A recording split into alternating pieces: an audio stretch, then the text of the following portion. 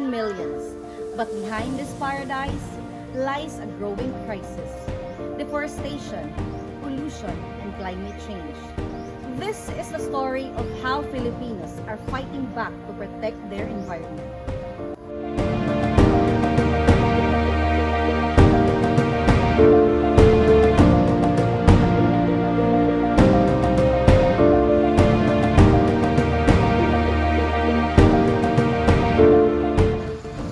As a student, I learned that environmental conservation isn't just about planting trees, it's about ensuring that future generations can breathe clean air, drink water, and live in harmony with nature.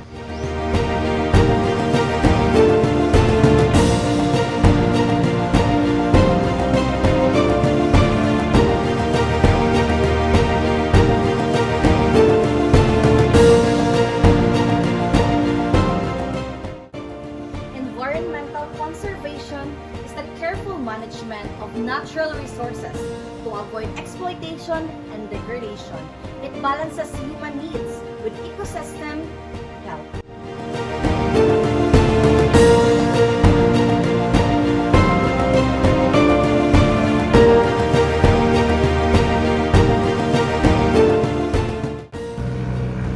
Dati masagana ang ani namin, pero ngayon, dahil sa sobrang init at kakulangan ng ulan, hirap na hirap kami. Ang lupa ay tuyo, ang tubig ay kulang. Like Mang Tonyo, many farmers are facing the impact of climate change. Conservation methods such as reforestation, watershed management, and soil preservation are now crucial for survival. Dati sagana ang huli namin, pero ngayon kakaunti na lang mga isda. Sabi ng mga eksperto, kailangan namin magpahinga muna sa pangingisda para makabawi ang dagat.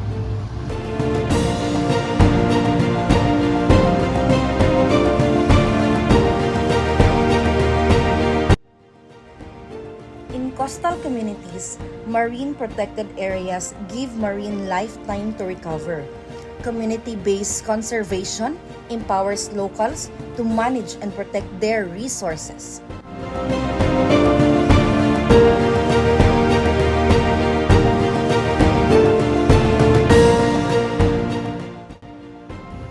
The government enforces laws like Clean Air Act and Clean Water Act, but implementation remains a challenge. We need cooperation from LGUs to ordinary citizens to make policies work.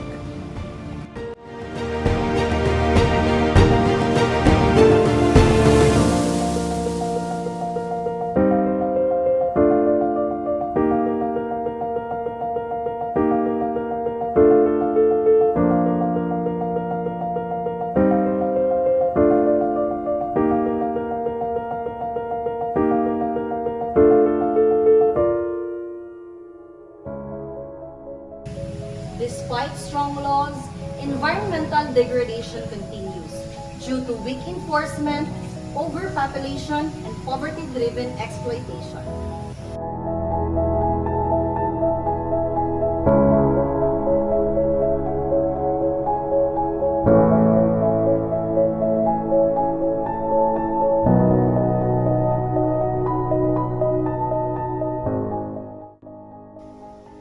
Ang kabataan ngayon ay gising na.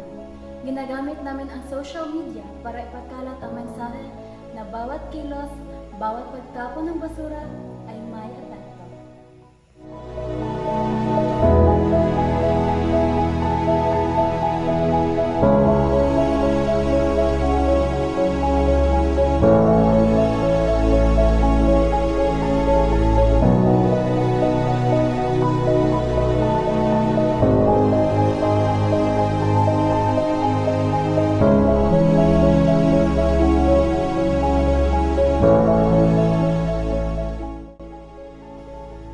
Environmental education and awareness are vital.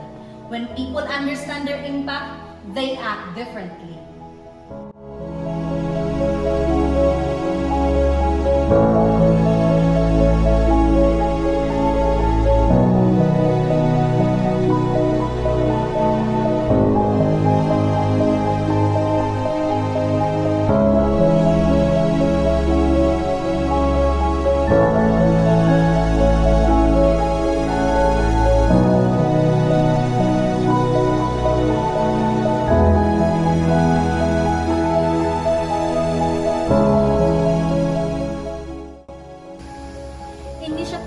like Tuba Taharits and National Greening Program and the Boracay Rehabilitation show that change is possible.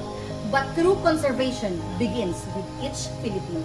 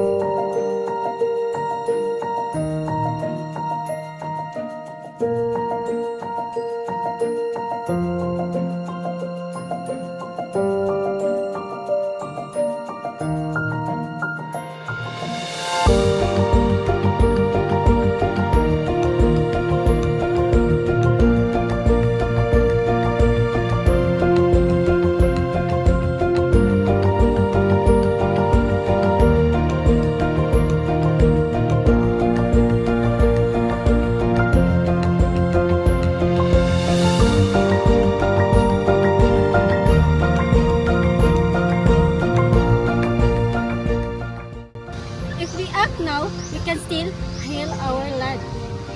Para sa susunod na henerasyon! Para sa dagat na bumubuhay sa atin. Para sa maunlad at mas malinis na bayan. Para sa kalikasan, para sa kinabukasan.